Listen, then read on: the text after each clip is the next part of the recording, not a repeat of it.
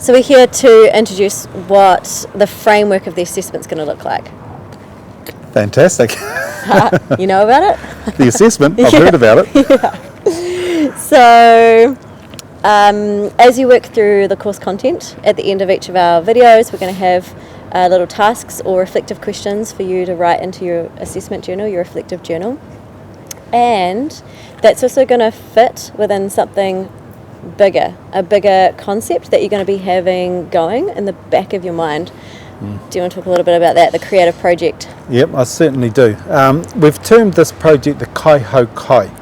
And from our perspective, our Indigenous perspective, what Kaiho Kai is a traditional way of bringing food products together and sharing them out amongst people.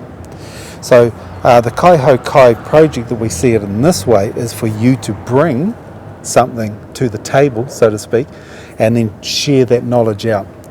But we're using a project. We want you to centre your Kaiho Kai. It won't be, well, it might be food, but to centre your Kaiho Kai project on something that you've done in the past, then consider where you've been on this journey with us and what you'll produce out of the end that is based on that original concept, but takes into account the conversations that we've had. Yeah. So to give you some examples, like maybe you're a design student and you have created a website or a logo or a concept, for example, and that's something that you've done well, you've been proud of, and we're going to look at how might that change over time with the more knowledge that you gain from sustainability and biculturalism. How could you challenge what you've already created? If you were a food student, you could do a food dish. If you were a teacher, it could even be a lesson or a lesson plan of how you interact with your students. One of the big things that we want to see through the conversations that we're having is some sort of change, some sort of transformation.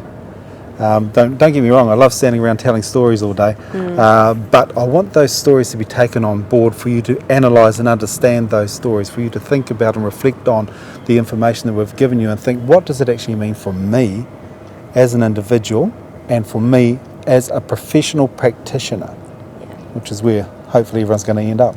Yeah, exactly. And you might be sitting there right now being like, whoa, I can't even imagine how my project would be different. And that's great. That's the point. The point is for us to learn and grow on this journey together and then really challenge and share ideas about how it could be perhaps more culturally inclusive or inclusive in general, social sustainability, how it could be ecologically more friendly. And if it is a project that has raw materials or physical materials, that might be a little bit easier in terms of linking into ecological footprint of your materials. But if it's a lesson, there are many different ways that we could look at that. And it could even go wider than your lesson, like what transport did you use to even get to your lesson? Yeah, exactly. And from that cultural perspective, what we want you to do is analyse the cultural constructs that informed your initial project. So, say for example, it was a chair. Why does that chair look and feel the way that it does? If it's positioned to be at a table, what does it do in relation to that table? So those cultural constructs of chairs are where they come from. Might not be the best example, but you know where I'm going. So to analyse what informed that initial project, then to think to yourself, what are my cultural constructs? Where do they come from? What do they mean? What are they saying? How do they influence my practice? What do I think of around culture when I'm interacting with others? How will they view this project? How will this impact upon them? How does it inform a cultural third space within that narrative that informs that project? So some high level thinking going on there, but just to reflect on where we've been in this set of conversations, to reimagine a project that you've done before, thinking of those two lenses of biculturalism, of sustainability, and to reimagine now what you might do. Yeah, absolutely. So I hope that makes sense. just to reiterate, we're going to have this creative project is the framework. So right now you want to be thinking in the back of your mind, like, okay, what could I use? What could I bring to the table? What's something that I've created, creative project, that I might not know how to recreate right now, but that I'm open to the idea of how that could potentially look different. Then, while you're keeping that in the back of your mind, you're going to be working through weeks 1, 2, and 3 of the course content, and you're going to be answering the reflective questions or doing the reflective tasks that we give to you. That is part of your assessment. And then at the very end in week 3, that is when you get to present your new and potentially improved creative project from the lenses of sustainability and biculturalism. And that ties in or sums up the start of the project, all the work you've done in between, which is answering all those questions and the tasks that we give to you throughout the lectures, and then the ending of it. And so what does that mean? And what do I have to show from it? And what can I celebrate and present to others to show what I have learned on this journey? Yep. And the essence of the Kaiho Kai, as I said right at the start there, is to bring everything together. To bring it all together and to share with people.